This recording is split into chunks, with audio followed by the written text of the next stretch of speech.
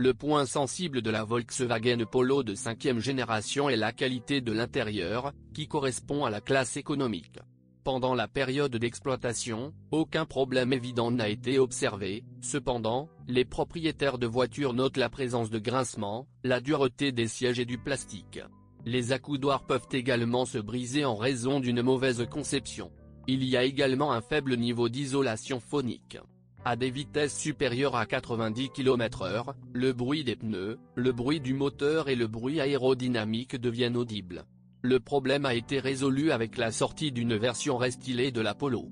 Malgré cela, si vous travaillez de manière indépendante sur l'insonorisation d'une Polo ayant un kilométrage dès les premières années de production, le résultat sera meilleur que celui de la version restylée. La voiture est équipée d'une boîte de vitesses manuelle à 5 vitesses ou d'une transmission automatique à 6 vitesses avec fonction de changement de vitesse manuelle Tiptronic. Avec une transmission manuelle, des problèmes surviennent rarement, surtout si l'ancien propriétaire n'a pas usé l'embrayage de manière très active. Un son caractéristique peut apparaître lorsque l'embrayage est relâché lors du changement de vitesse, qui apparaît après un kilométrage de plus de 5 à 6 000 km. Les Polos équipés d'une transmission automatique peuvent ressentir un bruit de cognement lors du passage de la première à la deuxième vitesse, dont les causes n'ont pas encore été élucidées. La galvanisation galvanique double face de la carrosserie permet à la Polo de surpasser considérablement ses rivales de sa catégorie. Dans le même temps, des éclats et des rayures peuvent apparaître sur la carrosserie de la berline s'ils sont manipulés avec négligence dans des endroits tels que les seuils et les poignées de porte.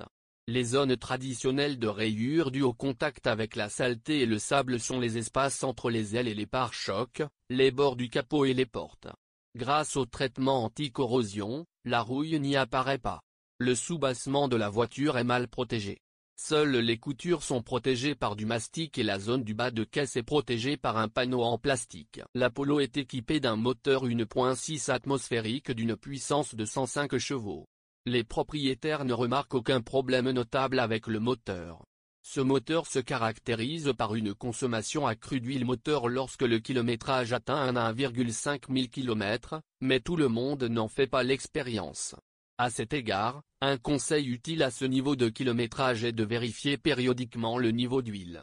De plus, un tel moteur ne tolère pas un carburant de mauvaise qualité. Pour cette raison, des dysfonctionnements peuvent survenir lors de son fonctionnement.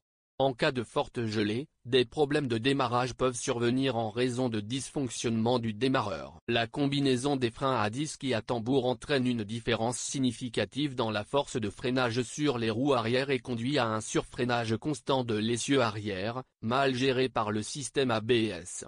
Souvent, les propriétaires reçoivent des plaintes concernant des dysfonctionnements des capteurs du système ABS, à la suite desquels la voiture freine mal. Une autre raison d'un mauvais freinage peut être une fuite du surpresseur à vide. Compte tenu des défauts, on peut dire que cette machine est une solution équilibrée dans sa catégorie. À noter que les représentants automobiles vont à la rencontre des propriétaires et s'efforcent d'éliminer la plupart des dysfonctionnements et pannes répandus.